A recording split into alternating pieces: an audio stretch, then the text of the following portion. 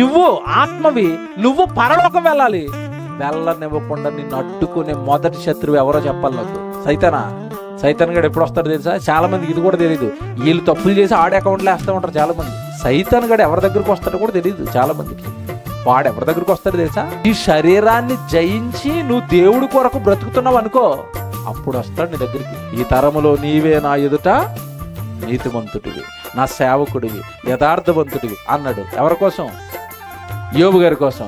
భూమి మీద అంతమంది ఉంటే ఇది ఎవరిని కోరుకుంటుంది? వచ్చి యోబు కావాలి నాకు. మరి మిగతా వాళ్ళు ఎందుకు వద్దు? వాళ్ళు నా బ్యాచే కదా, వాళ్ళు మా టీమే కదా, వాళ్ళంతా పాపాల బ్యాచ్ కదా, శరీరం మాయలో ఉన్నారు కదా, ఆడికి స్పెషల్ గా నేనెందుకు? మళ్ళీ మీకు అర్థమవుతుందా సైతాన్ ఎవరిని పట్టుకుంటుందో? నీ మొదట నీ శత్రువుడు జయించు. ఎవరిని మొదటి శత్రువు? శరీరం. మరి ఇప్పుడు ఇదెందుకంటే మాయలో పడిపోయిందంటే, ఆడు వలేసి ఉంచాడు నీ కోసం. ఏలిగేశాడు వల, శరీరానికి వలేసి ఉంచాడు. వ్యభిచారం, దొంగతనాలు, నేరాలు, డబ్బు, వెండి, బంగారం, అధికారం అని ఒక ఉచ్చు మొత్తం వేసి వదిలేశాడు. అలాగా ఆ ఉచ్చులో నువ్వు వెళ్ళి ఆల్రెడీ పడుకొని ఇరుక్కుని కొట్టుకుంటున్నావు. సైతాన్ గడికి పని అంత ఈజీ అయిపోయింది చూసారా? మన వేలుతో మనకన్నే పొడిచాడు. నీ శరీరంతోనే నిన్ను దేవుడికి దూరం చేశాడు. వలేసాడు అంతే. జస్ట్ ఆశల వల, పాపం అనే వల, జీవపు డంబం అనే వల, నేత్రాశ అనే వల, ఎవరి శరీరాశ అనే వలేసాడంతే.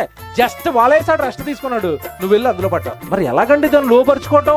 ఎలాగండి మా మాట వింటది? అది లోబడదు అంటున్నారు.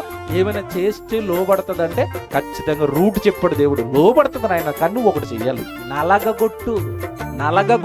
నలగగొట్టు, నలిపేయ్. దేవుడి పనిలో నలిపేయి, దేవుడి పనిలో కష్టపెట్టు, దేవుడి పనిలో దాన్ని బాగా బాధ పెట్టు. గొప్ప ఉంటది దేవుడి పని అంటే. సుఖ పెట్టామనుకోండి దేవుడి పనికి అది కొద్దు.